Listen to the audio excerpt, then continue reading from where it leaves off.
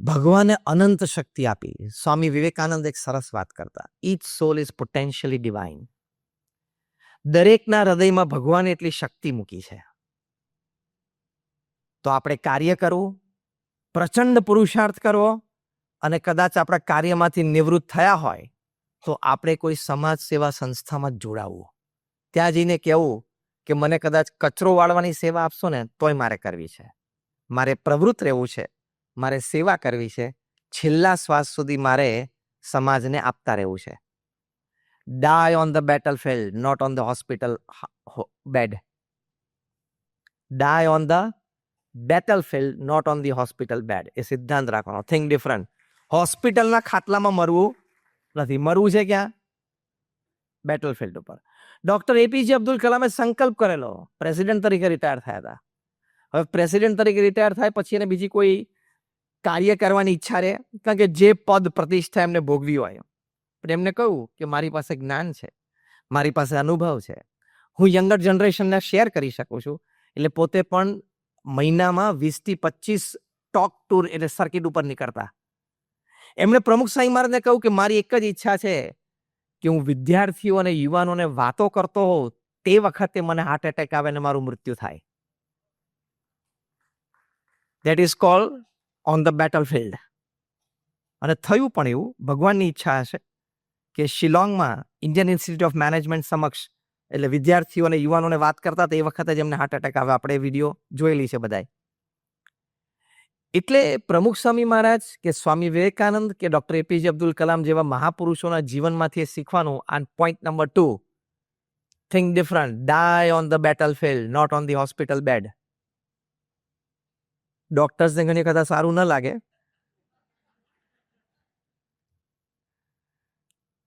પણ આ ફેક્ટ છે. એટલે ધીસ ઇઝ થિંક ડિફરન્ટ. આપણે 2 મુદ્દાની વાત કરી. નીતિમત્તાથી કાર્ય કરવું પહેલું, અને બીજું પ્રચંડ પુરુષાર્થ સાથે કાર્ય કરવું. તો મનુષ્ય જીવન સાર્થક થાય, તો આપણને આપણા જીવનથી સંતોષ થાય અને આપણે આગલી પેઢી માટે પ્રેરણારૂપ બની શકીએ. ત્રીજી અગત્યની વાત, થિંક ડિફરન્સ. મારા પરિવારમાં અને મારા સમાજના સંપ માટે હું જવાબદાર છું. Repeat with me, this is very important in today's times.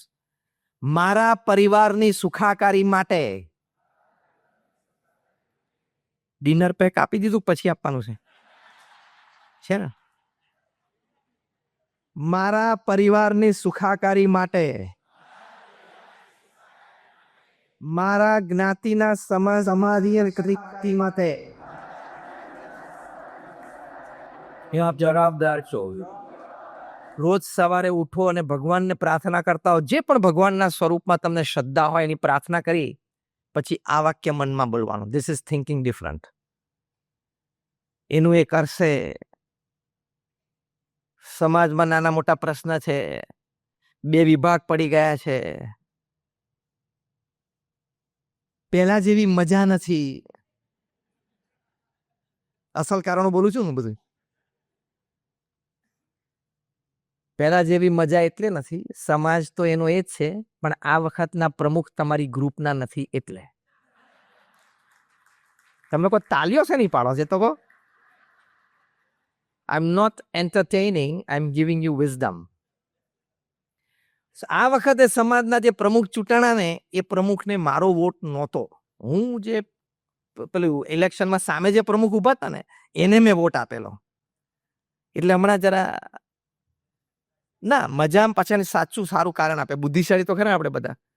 તો દીકરો પરદેશ ભણવા ગયો છે, થોડું એનું છે, દીકરીનું લગ્ન કરવાનું છે, થોડુંક એનું છે. હમણાં આપણે બાજુમાં એક શોપ લીધી, એક નવો ધંધો એક્સપાન્ડ કરે છે, એમાં કામ બહુ રહે છે. એકેય કારણ નથી, કારણ એક જ છે કે પ્રમુખ અને કમિટી તે જેને વોટ આપ્યો છે એ નથી. બસ આટલું જ કારણ છે. My simple question, now listen carefully. Simple question. Have you wedded with the person or have you wedded with the chair? તમારા સમાજમાં, લાર્જ કમ્યુનિટીમાં તમે ખુરશી સાથે લગ્ન કર્યા છે કે વ્યક્તિ સાથે લગ્ન કર્યા છે? બોલો બોલો. આ ખોટો જવાબ છે વ્યક્તિ સાથે, સાચો જવાબ છે ખુરશી સાથે. બસ આ થિંગ ડિફરન્ટ માટે જ હું આવ્યો છું અહીંયા. ખુરશી પ્રમુખની કે ચેરમેન જે પણ પદ હોય, ડેમોક્રેટિકલી અહીંયા આવ્યા છે તો સમાજની દરેક વ્યક્તિ એને વોટ આપ્યો હોય કે ના આપ્યો હોય, એના કાર્યકાળ દરમિયાન એને સહકાર આપવો એ તમારી જવાબદારીમાં આવે છે. પછી પારજીને તમે બાના કાઢો એ તમારી ખોટ છે.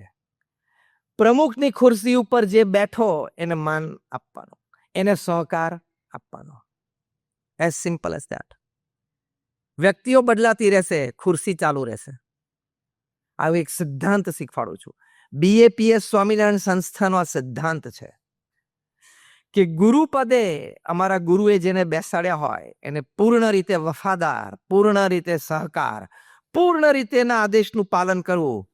એટલે આટલી મોટી BAPS સંસ્થામાં પ્રમુખ સ્વામી મહારાજ પછી મહંત સ્વામી મહારાજ ગુરુ પદે આવ્યા. Not a single crack, not a single noise. એમ આપણા સમાજમાં પણ એકતા માટે આ થિંગ ડિફરન્ટ. વ્યક્તિ સાથે નહીં, ખુરશી સાથે લગ્ન કરવાના. પરિવારમાં જુદું છે, સમાજમાં જુદું છે. તમે જે જવાબ આપ્યો ને પરિવારનો જવાબ હતો. હું તમને વિશાળ જગ્યાએ લઈ જાઉં છું. સમાજની વાત છે આ. તો તમારે સંપ રહેશે. પ્રમુખ સ્વામી મહારાજ આ બાબતે એક સરસ ઉપદેશ આપતા, જે સંસ્થાના આગેવાનોને પણ લાગુ પડે છે અને સંસ્થાના સભ્યોને પણ લાગુ પડે છે. પ્રમુખ સ્વામી મહારાજ એમની ટ્રેડિશનલ ગુજરાતી ભાષામાં સાહજિક રીતે શબ્દોમાં બોલતા, સ્વામી કે નિમ્યા છે કોણે એ નક્કી કરી રાખવું. નિમ્યા છે કોણે? આધ્યાત્મિક સંસ્થાઓમાં ગુરુ છે પોતાના કોઈક શિષ્યને ગુરુ તરીકે નિમે. અને આવી રીતે સામાજિક સંસ્થા હોય ત્યાં તમે એક ડેમોક્રેટિકલી પ્રોસેસ દ્વારા એક નક્કી થયેલી સમિતિ છે, તો પછી એને આદર આપવો, એને સન્માન આપવું, તો સંપની ભાવના ટકી રહેશે. એને કરવું હોય તો એ કરે, મારે કોઈ નિસ્બત નથી. આ વખતે હમણાં 3 વર્ષ સુધી આ પ્રમુખ રહેશે તે આપણને મજા નહીં આવે કામ કરવાની. તો તમે તમારી સંસ્થાને સમજ્યા નથી. તમે સંસ્થામાં સભ્યપદ સ્વાર્થ માટે લીધું છે. તમે સંસ્થાના વિકાસમાં એક હિસ્સો બનવા તૈયાર નથી. થિંગ ડિફરન્ટ ઇઝ, ગમે તે વ્યક્તિ પદ ઉપર હોય, મારી સંસ્થાની પ્રવૃત્તિમાં મારે સહકાર આપવો. અને છેવટે સહકાર ના આપી શકો તો સંસ્થા કે સંસ્થાની પ્રવૃત્તિ વિશે કોઈ દિવસ નેગેટિવ બોલવું નહીં.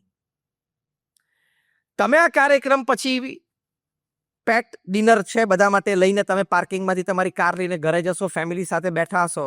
You have 2 choices. એક ચોઇસ એવી છે કે કાર્યક્રમ હતો, મજા આવી ગઈ, પેલાને મળ્યા, પેલાને ઘણા વખત પછી મળ્યા, પેલાને તો જોયા, આનંદ થઈ ગયો, જમવાનું સરસ છે, કાર્યક્રમ સરસ થયો, દર્શન સરસ થયા, વાતો સારી સાંભળી. એક ચોઇસ એ છે. બીજી ચોઇસ, આ ચટણી સમોસા જોડે ચાલે જ નહીં.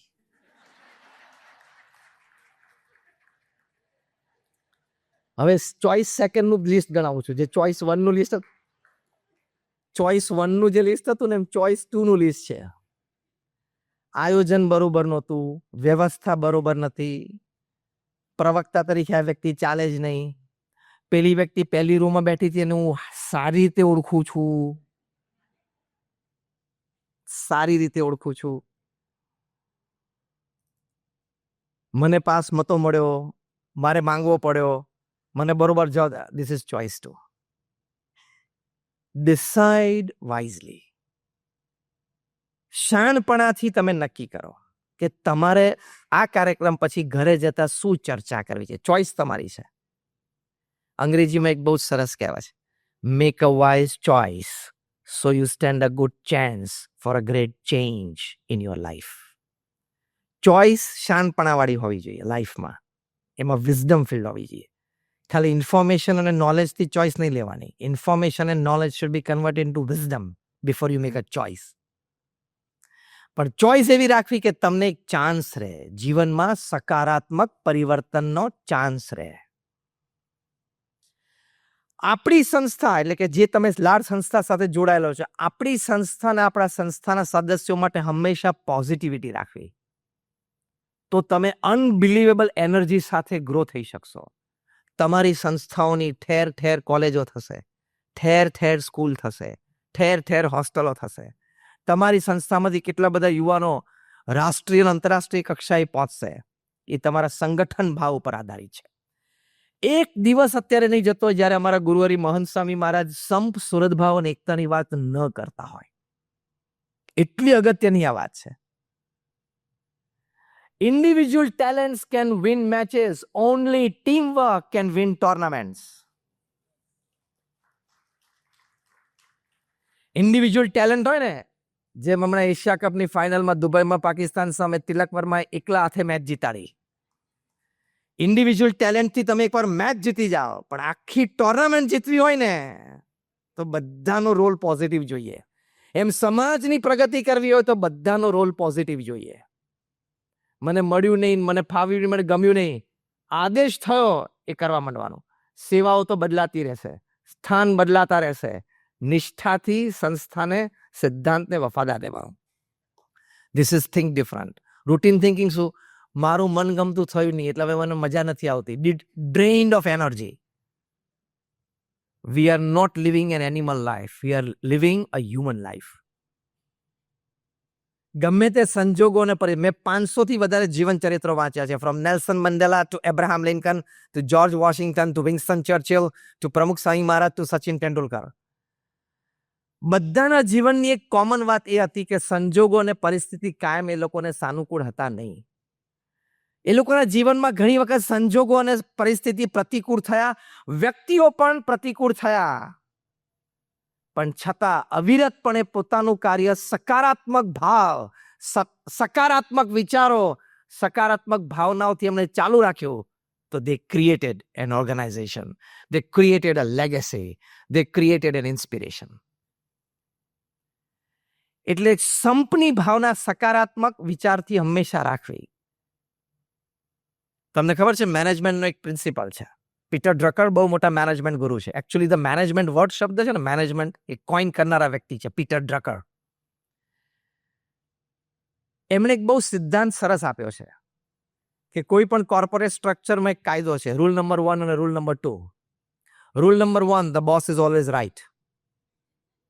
બોસ છે હંમેશા સાચા છે. રૂલ નંબર 2, હવે આવો રૂલ નંબર 1 હોય પછી રૂલ નંબર 2 ની જરૂર પડે? તો રૂલ નંબર 2 શું છે? If someday you feel that the boss is wrong, go to rule number 1. કોક દિવસ તમને સેજ શંકા થાય ને કે બોસ ખોટા છે, તો કાયદો નંબર 1 પાછો જોઈ લેવાનો. The boss is always. એમ આપણા સમાજના આગેવાનો જે ડેમોક્રેટિકલી ચૂંટાઈને આવ્યા છે, જે વડીલો છે, they are always right. એવી એક ભાવના રાખવી. તમારે કોઈક પ્રશ્ન હોય તો તમે ડેમોક્રેટિકલી તમે પેશ થાવ ને, તમે રજૂઆત કરો ને, પણ પાછળથી તમે ચર્ચા કરો અને એકબીજાના અભાવ ગુણમાં પડો, એ તો ખોટું જ છે. અને યાદ રાખજો, કાળી રાત્રે 2 વાગે ખાનગીમાં આજુબાજુ 5 કિલોમીટરના વિસ્તારમાં ત્રીજી વ્યક્તિ ન હોય એવી જગ્યાએ તમે તમારા પરમ 40 વર્ષના જૂના મિત્રના કાનમાં કંઈક વાત કરી હશે, એ સૂર્યોદય થાય ત્યાં સુધીમાં પોળી થઈ જશે. Anything done in the darkest hour of the night has to see the day, has to see the light of the day. પછી તમારા પ્રત્યે સદભાવ સમાજને, આગેવાનો બધાને ઘટી જશે. એટલે થિંક ડિફરન્ટમાં મતભેદ હોય તો રજૂઆત કરવી, પણ મનભેદ ન થવા દેવું. મતભેદ થાય એ કક્ષા સુધી પહોંચતા પહેલા સકારાત્મક ભાવ રાખવો. તે સંપની ભાવ તો તમારા વ્યક્તિગત જીવનમાં, પારિવારિક જીવનમાં, સામાજિક જીવનમાં ગમે તેટલા સ્ટોર્મ્સ આવશે, ગમે તેટલા વાવાઝોડા આવશે, તો પણ તમે ખમી જશો. કેલિફોર્નિયામાં, અમેરિકામાં રેડવુડ ટ્રીઝ છે, 3000-4000 વર્ષ જૂના છે. આ વૃક્ષોની બહુ જ એક મોટી વિશેષતા છે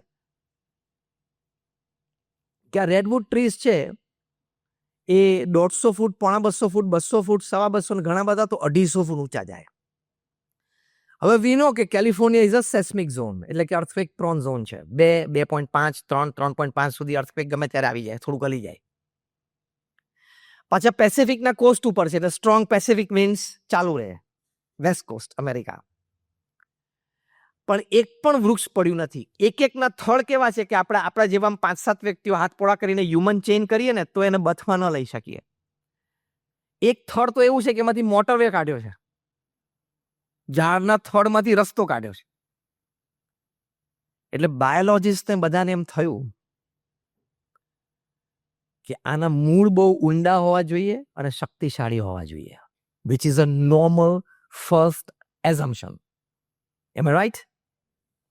એટલે બાયોલોજીસ્ટે થોડું ડિગિંગ કર્યું. હવે 200 ફૂટ ઊંચું ઝાડ એટલે કેટલા માળ થયા? 20 માળ. 20 માળ ઊંચું બિલ્ડિંગ હોય તો અંદર પાયો કેટલો જવો જોઈએ? એટલે 200 ફૂટના બિલ્ડિંગમાં 15 થી 18 થી 20 ફૂટ. આના મૂળિયા ફક્ત 6 થી 10 ફૂટ જ ઊંડા છે. એટલે પહેલું આશ્ચર્ય થયું. પણ આગળ ખોદતા ખબર પડી કે આ બધા મૂળિયા છે ને એકબીજા સાથે ઇન્ટરટ્વાઇન્ડ, એટલે આમ જોડાયેલા છે. કોઈ પણ ઝાડનું મૂળ, હવે આ વાત સાંભળવા જેવી છે, હવે તમને મજા આવશે આગળની. હવે 1-1.5 મિનિટ આની રેડવુડની વિશેષતા. કોઈ પણ ઝાડનું મૂળ તમે ફક્ત 1-1.5 ફૂટ સુધી જ નક્કી કરી શકો કે આ ઝાડનું છે, પછી તમને ખબર ના પડે કે આ મૂળ 1.5 ફૂટ પછી કયા ઝાડનું છે. આમાં બહુ મોટી શીખ રહેલી છે. 1-1.5 ફૂટ સુધી જ તમને ખબર પડે કે આ મૂળિયું આ ઝાડનું છે, પછી તમને ખબર ના પડે. ઇન્ટરટ્વાઇન. બીજી મોટી વિશેષતા, પૃથ્વી ઉપર જેમ માણસો રિસોર્સિસ માટે ઝઘડે છે, એમ પૃથ્વીની નીચે દરેક વૃક્ષનું મૂળ પણ પાણી અને મિનરલ્સ માટે ઝઘડે છે. ઝઘડો ચાલુ, માથાકૂટ ચાલુ, over the ground, under the ground, બે જગ્યાએ. મૂળભૂત પ્રકૃતિ છે ને આપણી, મૂળભૂત પ્રકૃતિ છે. જોજો રાત્રે અમને 12-1 વાગે રોડ શાંત થઈ જાય ને એટલે બધા કૂતરાઓ રોડ ઉપર આવશે. તમે કોક વાત ગેલેરીમાંથી જોયા હશે. એકબીજા સામે ભસે અને ગેંગ વોર થાય. એકચ્યુઅલી અડધા રોટલા માટે, એક રોટલી માટે. એક્ઝેક્ટ એના 12 કલાક પછી બપોરે 12 વાગે 3 પીસ સૂટ અને ટાઈ પહેરીને કોર્પોરેટ ઓફિસમાં અડધા એકર માટે સેમ ઝઘડો થાય. વૃત્તિ તો સરખી છે. રાત્રે રોડ ઉપર અડધા રોટલા માટે, દિવસે કોર્પોરેટ ઓફિસમાં અડધા એકર માટે. રેડવુડ ટ્રીઝના જે મૂળિયા છે ને એકબીજાને મિનરલ્સ અને વોટર શેર કરે છે, જે દુનિયાના બીજા કોઈ વૃક્ષમાં દેખાતું નથી. માઇકોરિઝા નામનું જે બેક્ટેરિયા છે એ બધાને પકડીને રાખે છે, એ નક્કી કરે છે કે આટલું પાણી આ મૂળમાં જવા દો, આટલું રિસોર્સિસ મિનરલ્સ આ મૂળમાં જવા દો, આમાં જવા દો. એટલે બધા લીલા પલ્લવ છે, આટલા ઊંચા ગયા છે ને મૂળિયા છીછરા છે તો પણ કોઈ પડતા નથી. અને બધાને જોવા માટે દુનિયાભરના પર્યટકો ત્યાં પહોંચે છે. એમ આપણી સંસ્થાના મૂળમાં આપણે બધા છીએ તો ઇન્ટરટ્વાઇન્ડ રહેવું, કેર એન્ડ શેરની ભાવના રાખવી. This is think different. You become different and you succeed different. Care and share વગર દુનિયા ચાલે નહીં, અને ત્યાંથી જ તેજસ્વીતા આવે. કેર એન્ડ શેરથી જ એકબીજા સાથે આપણે હળીમળીને રહેવાથી જ આપણે દરેક પ્રગતિ સાધી શકીએ.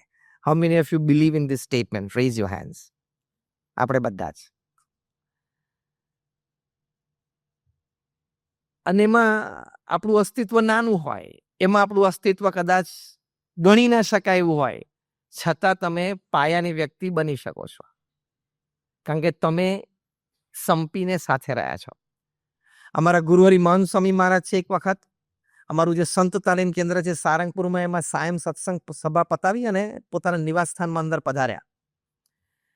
ત્યાં રૂમમાં સોફા ઉપર બેઠા એટલે સામે ટેબલ લેમ્પ તરીકે એલઈડી હતી ટેબલ ઉપર પડેલી, જે એ જ દિવસે બપોરે નવું આ ટેબલ લેમ્પ આવેલી. એટલે મહંત સ્વામી મહારાજે પૂછ્યું કે આ શું છે? એટલે કોઈ કહ્યું કે એલઈડી છે. મહંત સ્વામી મહારાજે ફરી વખત પૂછ્યું કે આ શું છે? એટલે કે સ્વામી એલઈડી છે. એમ કરીને એક અટેન્ડન્ટ સેન્ટ એ ટેબલ લેમ્પ ઉચકીને એ જ્યાં બેઠા હતા સામે એમની નજીક લાવ્યા અને કહ્યું સ્વામી આ એલઈડી છે. મહંત સ્વામી મહારાજ કે એલઈડી નથી. કેટલા બલ્બ છે ગણો તો. એટલે આટલામાં 72 બલ્બ હતા, ઝીણા ઝીણા. મહંત સ્વામી મહારાજે કહ્યું કે આ એલઈડી નથી, આ સંપ છે. પછી શું બોલ્યા? બહુ સરસ બોલ્યા કે આમાંથી એક જણા પાસે એટલો પ્રકાશ નથી કે આખા રૂમને પ્રકાશિત કરી શકે, પણ સંપીને સમજીને સાથે રહ્યા, જે પહેલું વાક્ય આપણે શરૂઆત કરેલી, સંપીને સમજીને સાથે રહ્યા તો આખા રૂમમાં પ્રકાશ પાથરી શક્યા. એમ આપણી જ્ઞાતિ, આપણા સમાજમાં આપણે સંપીને સમજીને સાથે રહીએ તો પેઢીઓ દર પેઢીઓ વિકાસ ચાલુ રહે. ભવિષ્યની પેઢી આપણા માટે સારું બોલે ને એવું તો મિનિમમ કરવું જ જોઈએ. કેવું લાગે?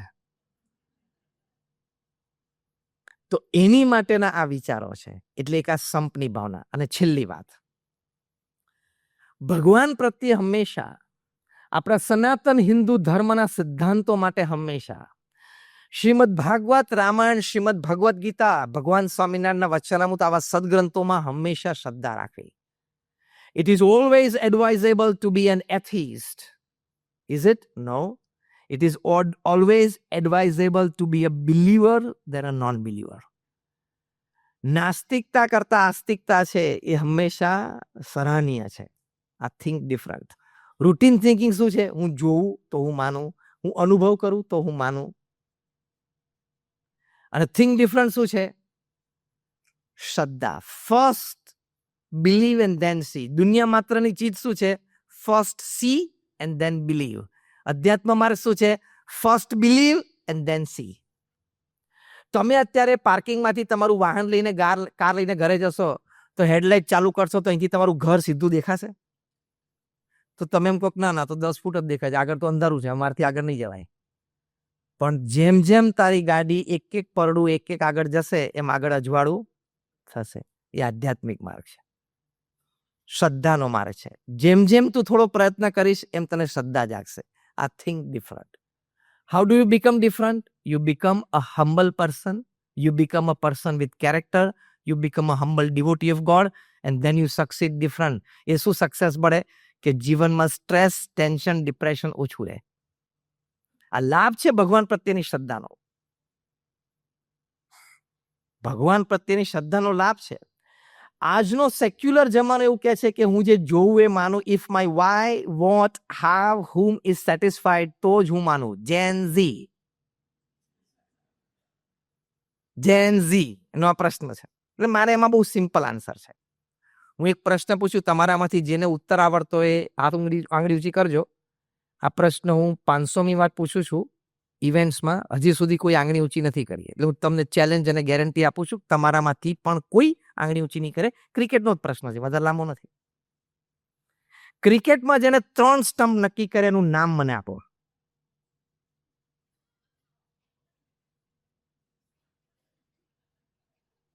તાત્કાલિક ગૂગલ કરવાની પણ છૂટ, એ પણ તમને ઉત્તર નહીં આપે. ચેટ જીપીટી કરવાની પણ છૂટ, એ પણ તમને ઉત્તર નહીં આપે. માય સિમ્પલ ક્વેશ્ચન ઇઝ, તમે ક્રિકેટ રમવાની શરૂઆત કરી, આપણે બધા ક્રિકેટ રમ્યા છે? Raise your hands. બરાબર. ક્રિકેટ રમતા પહેલા તું એમ કે છે ને કે if my why, what, how, whom is satisfied તો હું એ વસ્તુ માનતો. ક્રિકેટ રમતા પહેલા તે પ્રશ્ન કેમ ન પૂછ્યો કે આ 3 સ્ટમ્પ કોણે નક્કી કર્યા? એને 3 નક્કી કર્યા તો 2 કેમ નહીં અને 4 કેમ નહીં? એનું કારણ એને શું આપ્યું? એને નક્કી કરવાની ઓથોરિટી કઈ કમિટી આપી? એને 3 નક્કી કર્યા પછી એક્સેપ્ટન્સ કમિટી કઈ હતી? એવો પ્રશ્ન જેને ક્રિકેટના ફિલ્ડ ઉપર જઈને અમ્પાયરને કે ઓપોઝિશન ટીમની કેપ્ટનને પૂછ્યો હોય એ આંગળી ઊંચી કરો. એમાં પણ કોઈ આંગળી ઊંચી નહીં કરે. તો એ વખતે તારું વાય, વોટ, હુમ ક્યાં ગયું? સિમ્પલ. તમે 3 સ્ટમ્પ સ્વીકારી લીધા તો ક્રિકેટનો આનંદ આવ્યો કે નહીં? એમ ભગવાનનું અસ્તિત્વ સ્વીકારી લેવાનું, જીવનમાં અધ્યાત્મનો આનંદ આવશે.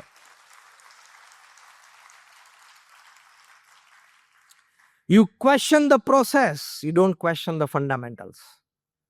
સિદ્ધાંતને પ્રશ્ન નહીં પૂછવાનો, પદ્ધતિને પૂછવાની છૂટ. તમે ચેસ રમવા બેસો એટલે કે મારો હાથી સીધોય જશે, આડોય જશે, ઘોડાની જેમ અઢીએ ચાલશે, તો સામેવાળો શું કે? થાવ ઊભા. તો તમે નીતિ નિયમને સ્વીકારો છો તો જ તમને જીવનમાં આનંદ આવે છે, હા કે ના? એમ ભગવાને આપેલા, મુદ્દો 2, ભગવાને આપેલા નીતિ નિયમોને પણ સ્વીકારવાના, તો તમને જીવનમાં આધ્યાત્મિક આનંદ આવશે. Again, I'm repeating this profound statement. Don't question the principles. You have the right to question the process, not the principles. Principles remain principles. સિદ્ધાંત સિદ્ધાંત જ રહેશે. તો ભગવાન માટે પ્રમુખ સ્વામી મહારાજ એમના જીવનકાળ દરમિયાન, આજે મહંત સ્વામી મહારાજ એમના જીવનકાળ દરમિયાન સૌથી મોટી વાત કરતા હોય. પ્રમુખ સ્વામી મહારાજની તાકાત, એમની સ્ટ્રેન્થનું મુખ્ય કારણ. મહંત સ્વામી મહારાજ આજે અમારા ગુરુ છે, એમની સ્ટ્રેન્થનું મુખ્ય કારણ. એટલે પછી કાર્યશક્તિ ગણો.